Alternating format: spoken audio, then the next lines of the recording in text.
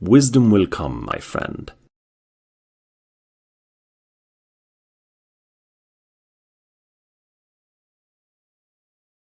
Throughout history, thinkers tried to understand what it means to live wisely. In Greece, Socrates insisted that wisdom begins when a person admits how little they truly know. In China, Laozi described wisdom as moving with the natural flow of life, rather than forcing it. The Stoics believed wisdom came from accepting what cannot be controlled. And modern philosophers see wisdom as the ability to navigate an unpredictable universe with clarity and calm. Though separated by time and culture, each thinker pointed toward the same idea. Wisdom is not knowledge. It is perspective. From the beginning of civilization, human beings looked at the world around them and wondered why things are the way they are.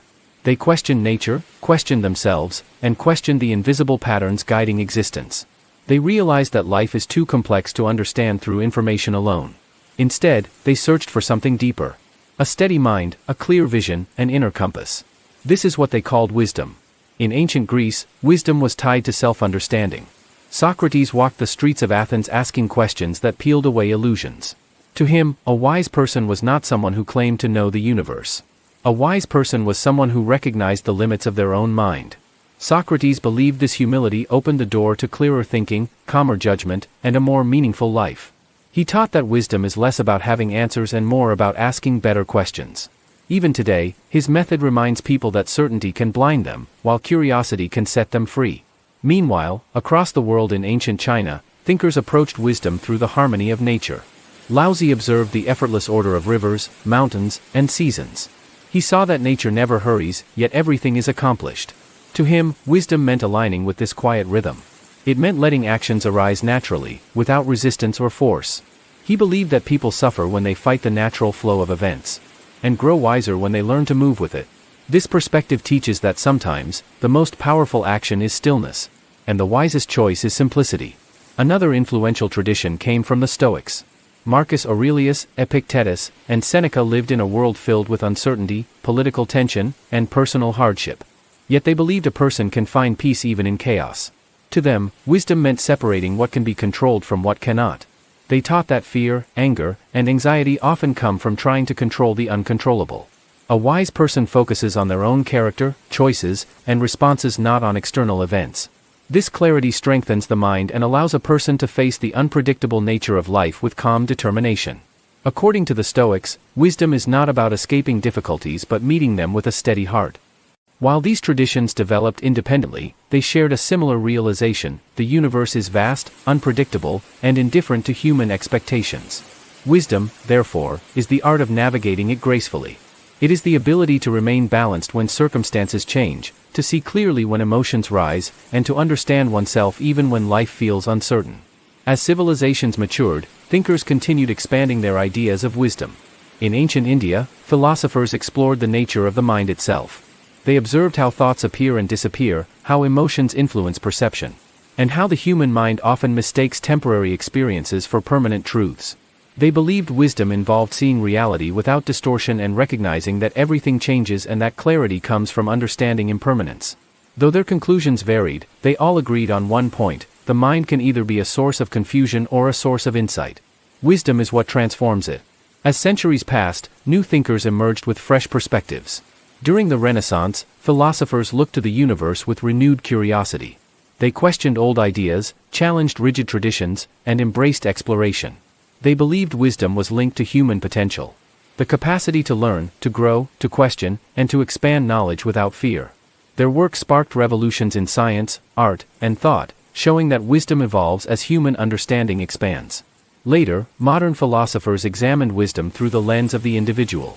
They focused on identity, choice, and the experience of existence. Some argued that a wise person creates meaning through their actions. Others emphasized freedom, responsibility, and authenticity. They suggested that wisdom is not something a person receives, but something they develop over a lifetime through reflection and experience. Throughout all these cultures and centuries, wisdom had many forms. Yet it always pointed toward the same themes: clarity, balance, perspective, and understanding. One recurring idea is the importance of observing life without judgment. Many thinkers believe that reactions cloud perception. A calm mind, on the other hand, sees patterns clearly. Whether walking through the streets of Athens, meditating under a tree, or studying the stars, philosophers noticed that insight emerges when the mind grows quiet. Wisdom, therefore, requires space. The space to reflect, to question, and to understand. Another idea is the connection between wisdom and humility. Across cultures, the wisest figures were rarely the loudest or most confident. Instead, they were the ones who acknowledged their limits. They understood that the universe is larger than any one viewpoint. This humility protected them from arrogance and allowed them to learn continuously. It taught them that wisdom is not a destination but a practice. A final idea shared across time is the importance of seeking harmony. Harmony with oneself, with others, and with the world. Philosophers observed that when people fight themselves, they suffer. When they ignore their values, they feel lost. When they disconnect from others, they lose perspective. Wisdom, therefore, is the ability to maintain inner balance even when outer circumstances shift. It is the ability to act with integrity, to listen deeply, and to move through life with awareness. Across thousands of years, wisdom was never about perfection. It was never about knowing everything or controlling everything. Instead, it was about learning how to live. It was about understanding the mind, observing the world, and discovering one's place within it. It was about recognizing that life is both simple and complex, both fragile and resilient, both unpredictable and full of possibilities. In every era, thinkers agreed that wisdom takes time and patience. It comes through experience, through reflection, and through curiosity. It grows with every challenge, every mistake, and every moment of clarity. And even the wisest individuals remained students of life, always learning, always questioning, always evolving. So, what did the ancient world believe about wisdom? They believed it was the compass guiding human beings through uncertainty. They believed it created peace in a world filled with chaos. They believed it allowed people to understand themselves and the universe more deeply. And above all, they believed wisdom was possible for anyone who sought it. Today, these ideas still echo. Modern lives may differ from ancient ones, but the search for clarity remains the same. People still face uncertainty, still seek meaning, still search for inner strength. And the teachings of the past continue to offer guidance, not as rules to follow, but as perspectives to consider. The ancient world reminds us that wisdom is not a secret held by a chosen few. It is a path open to anyone who pays attention, anyone who reflects, anyone who chooses to grow. In the end, wisdom is not about the answers we collect, but the understanding we develop. Not about the universe outside of us, but the perspective we cultivate within. It is the quiet force that shapes how a person sees, thinks, and lives. And across history, that has always been enough.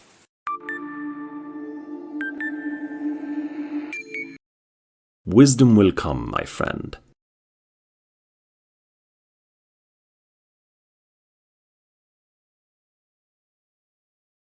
For thousands of years, the name Socrates has been linked to a single, powerful idea. Know yourself. A simple phrase, but one that shaped the foundation of Western philosophy. Socrates believed that understanding oneself was the beginning of all wisdom, and without it, a person could not truly live well.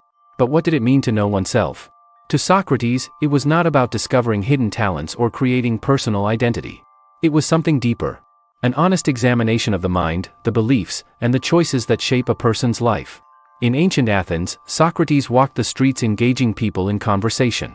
He asked questions that seemed simple. What is courage? What is justice? What is goodness? But beneath those questions was a larger purpose. He wanted people to see the assumptions they carried without noticing. He believed humans often act on borrowed opinions. Ideas taken from society, tradition, or hearsay, instead of discovering what they truly think. This is why he famously said that the unexamined life is not worth living. To him, a life lived without reflection becomes a life guided by habits rather than understanding. A person may chase success without knowing what success means to them. They may follow desires that do not bring fulfillment. They may react to life instead of choosing how to live it. Socrates saw this clearly, and he believed the cure was self-knowledge. To know oneself, he insisted, a person must be willing to question everything. Not to doubt endlessly, but to uncover truth beneath layers of assumptions. He believed every human being holds beliefs that appear solid but collapse when examined closely. The wise person looks inward, not to find perfection, but to understand their own thoughts, motives, and limits. Socrates used a method now known as the Socratic dialogue. He asked questions not to win arguments but to reveal the gaps in understanding. Each question peeled back another layer of confusion. He believed that when people confront their own contradictions, they grow in clarity. This approach was radical for its time. Most thinkers of his era made grand claims about the universe. Socrates, however, focused on the individual. He believed a person must understand their own mind before trying to understand anything else. He thought it was impossible to build a meaningful life without knowing who one truly is. Yet he was not harsh or judgmental. Socrates believed every human being is capable of wisdom. He believed people do wrong not because they choose evil, but because they do not understand themselves well enough to choose differently. To him, knowledge and virtue were connected. When people know themselves, they make better choices, not out of fear or obligation, but out of genuine understanding. In his conversations, Socrates often guided people toward admitting they did not know as much as they thought. This was not humiliation. It was liberation. He believed that realizing one's ignorance was the first step toward wisdom. In his eyes, there was nothing shameful about not knowing. The only danger was pretending to know more than one truly does. This is why Socrates described himself as wise only in one sense. He knew that he knew nothing. To modern ears, this may sound contradictory, even playful. But for Socrates, it was serious. He had discovered that certainty closes the mind, while humility opens it. Knowing oneself begins with that humility. But Socrates did not stop at intellectual humility. He believed knowing oneself meant understanding the forces that guide one's actions. Desires, fears, ambitions, values, and emotions. He saw that people often believe they act rationally, yet are moved by impulses they barely recognize. By questioning these inner forces, a person begins to see the true nature of their choices. For Socrates, self-knowledge was the key to living ethically.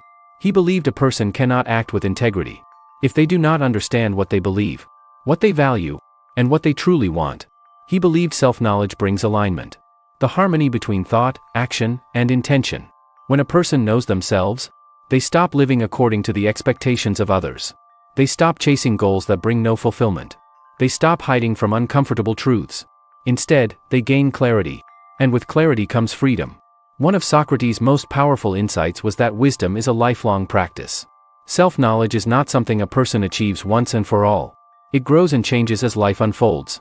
Every transition, every challenge, every experience reveals something new. To him, wisdom was not a destination but a journey. A continuous dialogue between a person and their own mind. Socrates lived this philosophy until the end. When he was put on trial, he was given the chance to save himself by abandoning his principles. But he refused. He chose truth over comfort, integrity over safety. Even in the face of death, he examined his choices carefully and acted according to what he believed was right. His life became his final argument. Wisdom is not about knowledge. It is about understanding oneself deeply enough to live with conviction. Today, the world is filled with information. People have access to more ideas, opinions, and voices than ever before. Yet Socrates' message remains relevant. Knowing oneself has never been more important. Without self-understanding, people are pulled in every direction by trends, by pressure, by fear, by comparison. But when a person knows themselves, they move with purpose, guided by their own clarity. Socrates reminds us that wisdom begins inward. It begins with honest reflection, with noticing one's thoughts, with questioning one's beliefs, and with recognizing that the search for truth starts within the mind of the seeker. Knowing oneself does not require isolation or philosophy books. It begins with simple acts, pausing before reacting, asking why one feels a certain way, examining motivations, and being willing to change when insight appears. Over time, these small acts build a deeper understanding. They create a sense of alignment between values and actions, between beliefs and behavior, between the outer life and the inner one. And that alignment creates peace. For Socrates, this peace was the heart of wisdom. Not passive calm, but the steady confidence that comes from understanding oneself. The knowledge that one's actions arise from clarity, not confusion. That one's choices reflect truth, not impulse. And that one's life is guided by a mind that is awake, curious, and honest. Across the centuries, his voice still echoes. Know yourself. Not as a command, but as an invitation. An invitation to explore the inner world, to question assumptions, and to grow toward greater clarity. In the end, Socrates leaves a simple message. The greatest journey a person can take is the journey inward. The most important truth they can discover is the truth about themselves. And the greatest wisdom they can develop begins not with answers but with questions.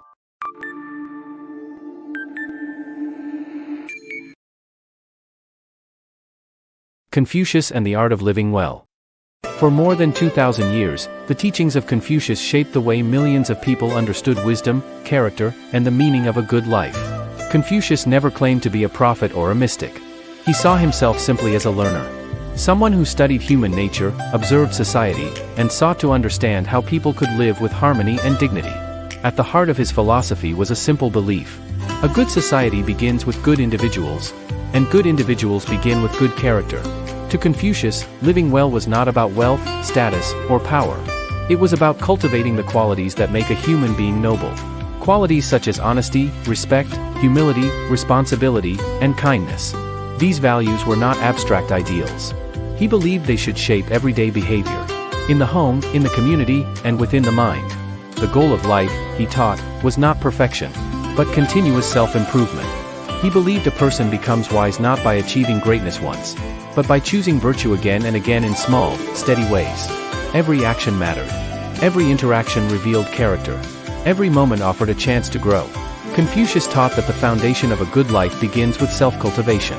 This meant being honest with oneself, reflecting on one's strengths and weaknesses, considering one's motives, and learning from mistakes. He reminded people that improvement starts inward, long before it appears in outward behavior. He once said that a person should examine themselves 3 times a day, to question their intentions, to check their sincerity, and to evaluate whether they acted with integrity. This practice was not meant to create guilt. It was meant to build clarity. To him, a clear conscience was more precious than success. One of his most influential ideas was the principle of Ren. Ren can be translated in many ways. Humanity, benevolence, kindness, or simply, being fully human. Confucius believed that Ren is the highest virtue, the guiding light that shapes all other actions. A person who possesses Ren treats others with respect, listens with empathy, and acts with compassion. They do not seek to dominate, but to understand. He believed that kindness does not make a person weak. On the contrary, it requires strength. The strength to rise above anger, to think before reacting, and to act based on values rather than impulses. Another central idea in Confucian thought is li, a word that refers to the rituals, manners, and respectful behaviors that strengthen society. To Confucius, li was not about strict rules or empty gestures. It was about cultivating attention, mindfulness, and respect in daily life. He believed that how a person acts in small moments, how they speak, how they listen, how they treat others, reflects who they truly are. Li teaches that even ordinary interactions can become opportunities for virtue. A polite greeting shows respect. A careful word prevents conflict. A thoughtful action maintains harmony. Confucius believed that when people act with courtesy, relationships become smoother, communities become stronger, and individuals feel more connected to one another. For him, wisdom was deeply practical. It was not about escaping the world, but about navigating it with integrity. He believed that wisdom is revealed in how a person handles challenges, not with aggression, but with patience, not with pride, but with humility, not with selfishness, but with consideration. These ideas were not merely theoretical. Confucius developed them during a time of political conflict and social disorder. He watched leaders chase personal gain, ignore the needs of their people, and lose sight of justice. He believed the solution was not stronger laws, but stronger character. A good society, he taught, begins with virtuous individuals, and spreads outward like ripples in a pond. Another powerful idea in his philosophy is the concept of the superior person. Not superior by birth or wealth, but by virtue. A superior person is someone who strives for honesty, who corrects their faults, who treats others fairly, and who seeks truth even when it is uncomfortable. Confucius emphasized that anyone can become such a person, regardless of their background. What mattered was the willingness to learn. He believed that wisdom required lifelong effort. Even near the end of his life, Confucius said he was still learning, still improving, still striving to understand what it means to live well. To him, growth never stops. Every day offers lessons, and every experience adds depth to one's character. Confucius also placed great importance on balance. He believed extremes lead to conflict and confusion. Excessive pride, excessive anger, excessive ambition. Wisdom lies in moderation. A person should be confident but not arrogant, ambitious but not greedy, cautious but not fearful. Balance keeps the mind steady, and a steady mind creates a steady life. He taught that emotional control is essential, not suppression, but understanding. A wise person notices their emotions, reflects on them, and responds thoughtfully rather than impulsively. Confucius believed this emotional clarity was one of the greatest markers of maturity. But perhaps the most enduring aspect of his philosophy is the belief in leading by example. Words alone are not enough. A person must embody the values they wish to see in others. whether a parent, teacher, leader, or friend. Confucius believed influence comes from character, not authority. People learn more from behavior than from instruction. To live well, he suggested, is to live in a way that inspires others to live well too. Today, Confucian wisdom remains relevant. Modern life moves quickly. People face distractions, pressures, and uncertainties that pull them away from their values. Confucius reminds us that clarity begins with reflection. That character is built through small choices. That kindness strengthens communities. That self-improvement never ends. His teachings offer a simple, steady path. Not a promise of perfection, but a guide for living with integrity in an imperfect world. Confucius believed the art of living well is within everyone's reach. It begins with looking inward, with choosing virtue, with practicing kindness, with developing discipline, and with treating others the way one wishes to be treated. It grows through reflection, patience, and humility. It expands as a person aligns their actions with their values. And it deepens as they become more honest, more aware, and more compassionate. In the end, Confucius leaves us with a quiet message. Greatness is not found in achievements, but in character. And a meaningful life is built, not by chance, but by choice. Choice after choice, day after day. His life teaches that wisdom is not distant or mysterious. It is present in the way a person speaks, the way they act, the way they listen, and the way they treat others. To live well is an art, one painted with each moment, each intention, and each act of virtue.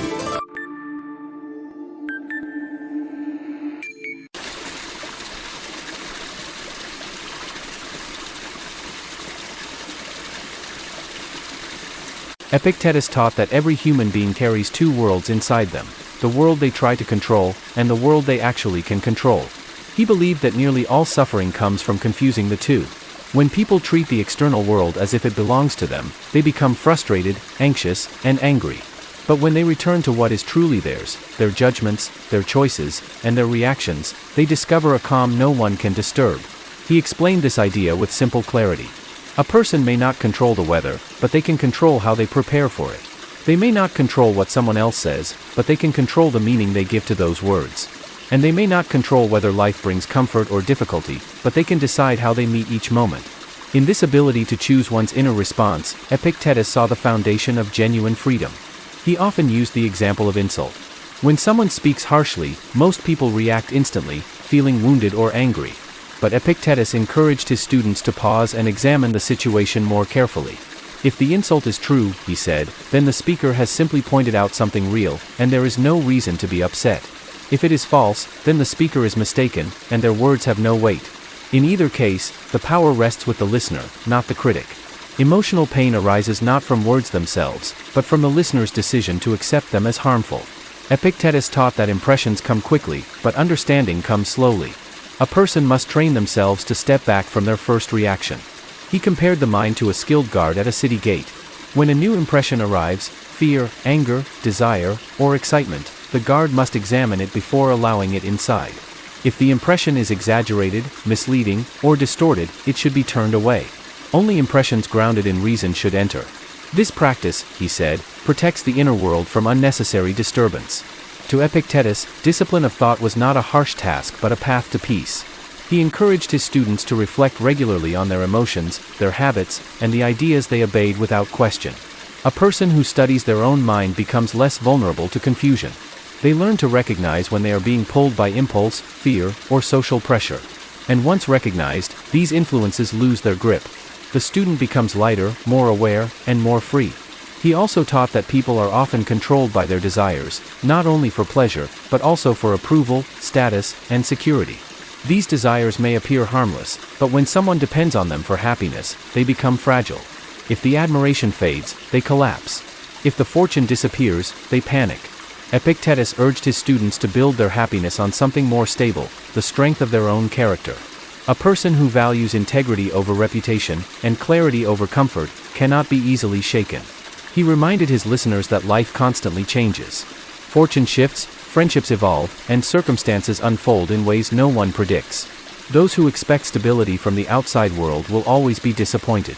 But those who build stability within themselves carry peace wherever they go. They do not fear change because they rely on something that cannot be taken, their own ability to think clearly and act with purpose. Epictetus also emphasized acceptance. He did not mean passive resignation, but a calm recognition of what reality presents. When faced with difficulty, he advised students to ask one question: is this within my control? If the answer was yes, they should act with courage and determination. If the answer was no, they should release the frustration and focus on what remained in their power. This simple practice, repeated daily, leads to a balanced and steady mind. He believed that even small moments reveal a person's character. When something breaks, when a plan falls apart, when someone behaves rudely, these moments test the mind. Epictetus encouraged people to use them as opportunities to practice patience, understanding, and resilience. Each challenge becomes a chance to strengthen the inner life, just as physical exercise strengthens the body. He said that difficult situations are not punishments but training sessions in the gymnasium of the mind. Throughout his teaching, he returned to the idea that human beings distort their own experience with unnecessary expectations. They demand that events unfold according to their preferences. They expect others to behave exactly as they wish. And they believe life owes them comfort or fairness. Epictetus warned that these expectations guarantee disappointment. Instead, he taught that a person should welcome what happens, respond with dignity, and release the demand that reality obey their desires. He also spoke often about responsibility. A person must take ownership of their thoughts and actions. Blaming others weakens the mind. Blaming events weakens it further. Freedom grows when someone acknowledges that their peace depends on their own discipline. This responsibility, he said, is not a burden but a form of empowerment. It returns the steering wheel of life to the individual. Epictetus held that clarity of mind naturally leads to kindness. When someone is free from anger, fear, and excessive desire, they become more understanding toward others. They see that most people act out of confusion, not malice. They recognize that everyone struggles with their own impressions and beliefs. This understanding creates compassion without weakness, and calm without indifference. He taught that a person should strive to align their actions with their highest values. When behavior matches principles, the mind becomes quiet. There is no need for excuses or guilt. A person becomes their own source of respect. This inner harmony, he said, is one of life's greatest rewards. Epictetus offered a simple image: life is a play, and each person is assigned a role. One does not choose the role, whether wealthy or poor, healthy or ill, praised or ignored. But one chooses how to perform it. The excellence of the performance depends not on the role itself, but on the character of the actor. When someone fully embraces their role and performs it with courage and reason, they achieve a type of freedom untouched by circumstance. His message endures because it speaks to a universal human challenge: how to remain steady in a world that is constantly changing. Epictetus taught that the answer is not found in rearranging the external world, but in mastering the internal one. When a person manages their thoughts, chooses their responses, and accepts what lies beyond control, they step into a place of strength. And in that place, the noise of the world fades. Fear loses its edge. Anxiety loosens its grip. The mind becomes calm, aware, and unshaken.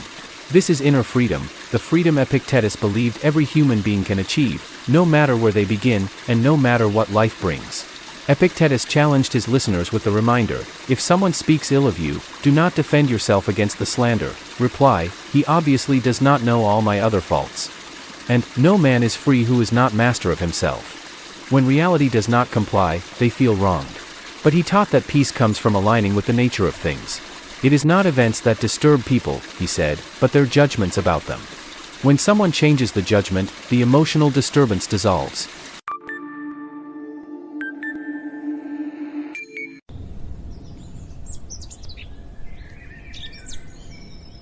Spinoza believed that the universe is not disordered, hostile, or arbitrary, but governed by an intelligible logic. Everything that exists, he argued, follows from the same underlying structure. Nothing stands outside it, and nothing escapes it. Human beings are not exceptions to this order. They are expressions of it. Wisdom, for Spinoza, begins when a person understands this and stops imagining themselves as separate from reality. He rejected the idea that events happen for personal reasons. To him, nature does not reward or punish. It does not favor or oppose. It simply unfolds. He wrote, "Nature has no particular goal in view, and final causes are nothing but human fictions." When people believe the universe is aimed at them either for or against them, they misread its structure and create unnecessary suffering. Spinoza believed that everything follows from cause and necessity. Every thought, emotion, and action has an explanation, even if that explanation is hidden. Nothing happens without reason. To understand something is to see how it arises from what came before. When people fail to see this chain, they experience confusion and resentment. When they see it clearly, resistance fades. He believed that most human suffering comes not from reality itself, but from misunderstanding reality. People imagine that things should have happened differently. They replay events, resist outcomes, and cling to alternatives that never existed.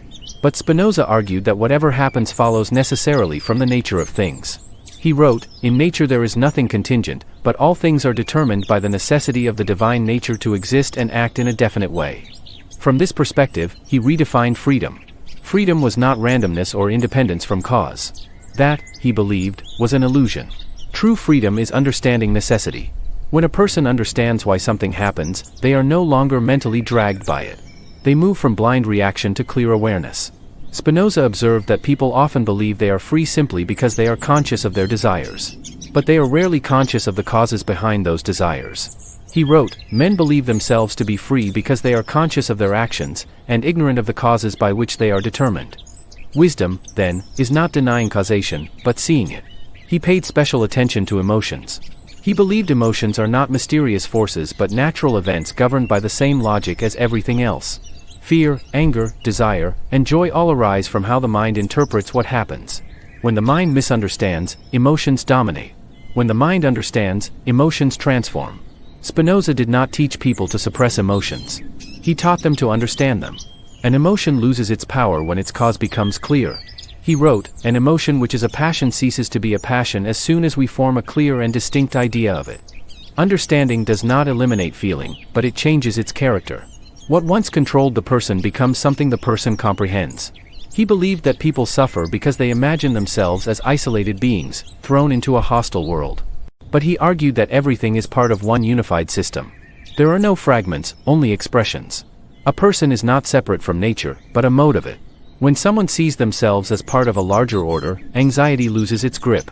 This understanding reshapes how a person views others. If every action follows from prior causes, then blame becomes less absolute. Hatred weakens. Judgment softens. Spinoza believed that understanding leads naturally to tolerance.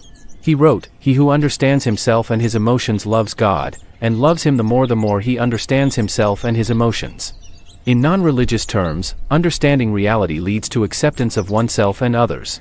Spinoza believed that reason is humanity's greatest tool, not as cold calculation, but as insight into how things truly work.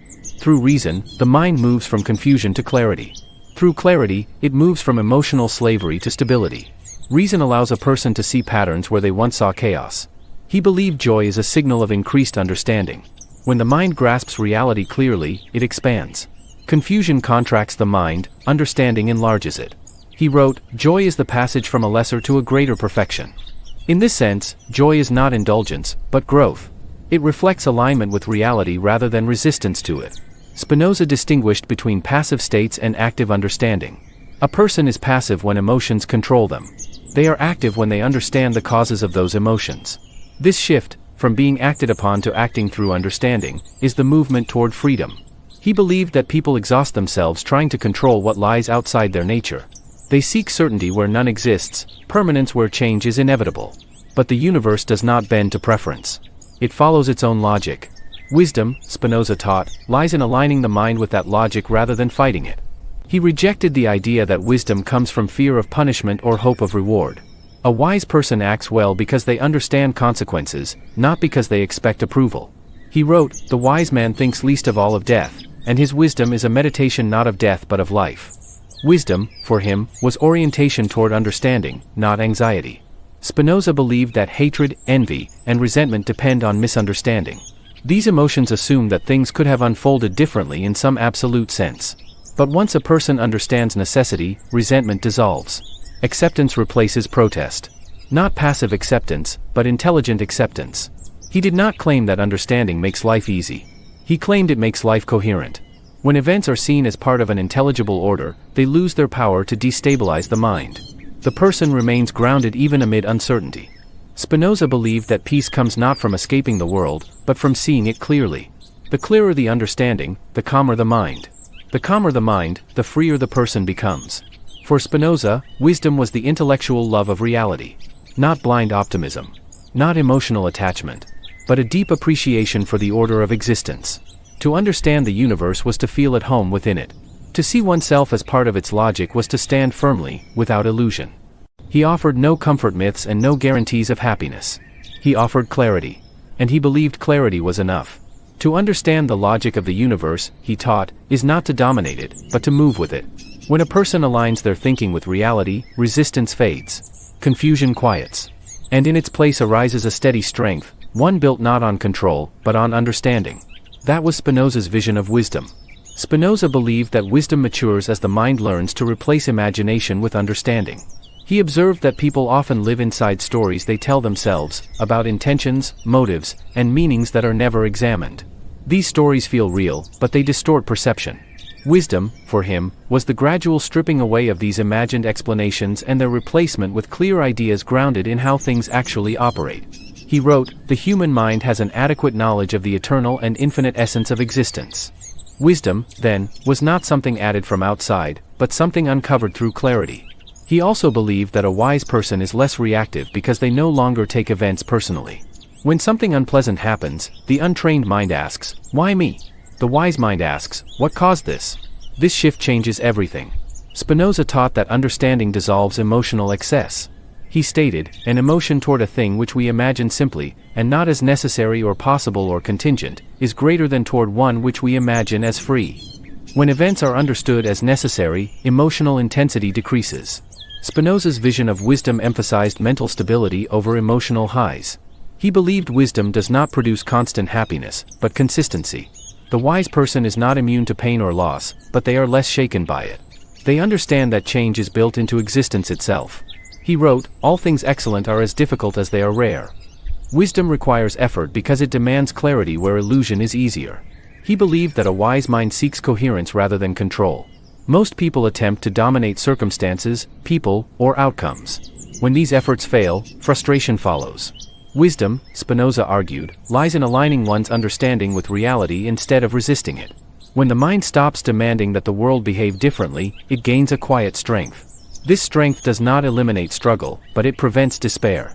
Ultimately, Spinoza believed wisdom leads to inner freedom through understanding. A person who sees clearly is no longer enslaved by false hopes or exaggerated fears. They act from insight rather than impulse. In this state, the mind is steady, resilient, and at peace with necessity. This, for Spinoza, was the highest expression of human wisdom.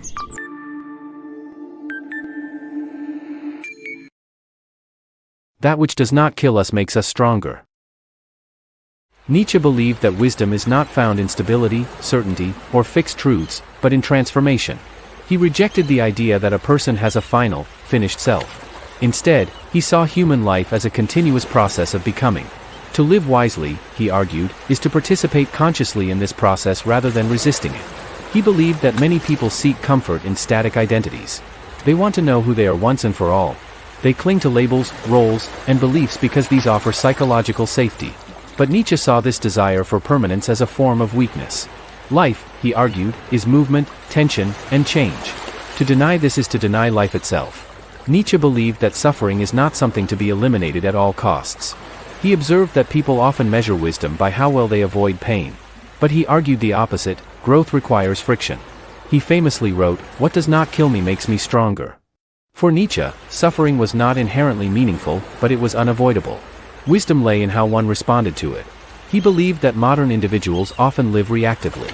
They absorb values, morals, and expectations without questioning their origin. They inherit ideas about success, failure, good, and bad, and treat them as absolute.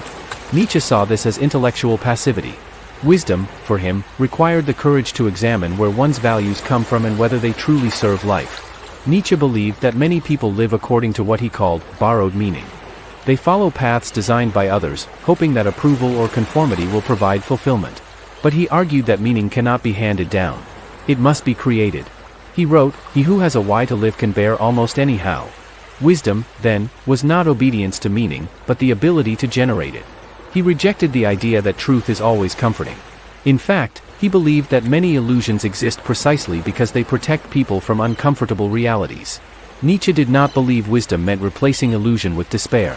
He believed it meant replacing illusion with strength. A wise person, in his view, does not require comforting falsehoods to endure existence. Nietzsche emphasized self-overcoming as the core of wisdom. He believed the greatest danger to the human spirit is stagnation. When a person stops questioning themselves, stops challenging their limits, and stops evolving, they decay internally, even if their external life appears successful. He wrote, "Man is something that shall be overcome." This overcoming was not about domination of others, but mastery of oneself. He believed that emotions like resentment and bitterness are signs of unresolved weakness. When people feel powerless, they reinterpret their inability to act as moral superiority. Nietzsche saw this as psychological inversion. Wisdom, for him, meant confronting one's limitations honestly rather than disguising them as virtues. Nietzsche believed that creativity is an expression of wisdom. Not creativity limited to art, but creativity as self-formation. A wise person shapes their character deliberately. They do not drift into habits unconsciously. They experiment with ways of thinking, living, and responding to the world. They treat life as a project rather than a prison. He believed that fear of judgment prevents growth. People avoid becoming who they could be because they fear misunderstanding or rejection. Nietzsche argued that individuality always appears strange at first. He wrote, "The individual has always had to struggle to keep from being overwhelmed by the tribe." Wisdom, then, required the strength to stand alone when necessary. Nietzsche rejected the idea that balance means moderation in all things. He believed that great growth often comes from intensity. Passion, risk, and commitment were signs of vitality. A life without tension, he argued, is a life that avoids becoming. Wisdom does not numb life, it sharpens it. He also warned against excessive self-pity. While suffering is inevitable, dwelling in it becomes a form of stagnation. Nietzsche believed that wisdom transforms pain into fuel rather than identity. He wrote, "One must still have chaos in oneself to be able to give birth to a dancing star." Chaos, when understood and directed, becomes creative power. Nietzsche believed that the highest wisdom does not seek approval from the future or validation from the past. It acts from inner necessity. A person who lives wisely does not ask whether their path will be praised. They ask whether it is honest, vital, and aligned with their deepest capacities. He believed that becoming requires risk. Growth always involves the possibility of failure. Those who seek guarantees remain trapped. Wisdom, for Nietzsche, involved embracing uncertainty without surrendering agency. It meant saying yes to life even when outcomes are unclear. Nietzsche believed that strength is not the absence of doubt, but the ability to move forward despite it. The wise person does not wait for perfect clarity. They act, observe, learn, and transform. They treat mistakes as information rather than verdicts. He believed that the goal of wisdom is not comfort, happiness, or peace in the traditional sense. The goal is intensity of life. A life fully lived, fully questioned, and fully owned. He wrote, "Become who you are." This was not a call to discover a hidden essence, but to create oneself through conscious effort. Nietzsche believed that wisdom culminates in affirmation. Not naive optimism, but deep acceptance of life as it is, uncertain, difficult, and unfinished. A wise person does not wish reality were different. They work within it. They shape themselves within it. They grow through it. For Nietzsche, wisdom was not a destination. It was a movement.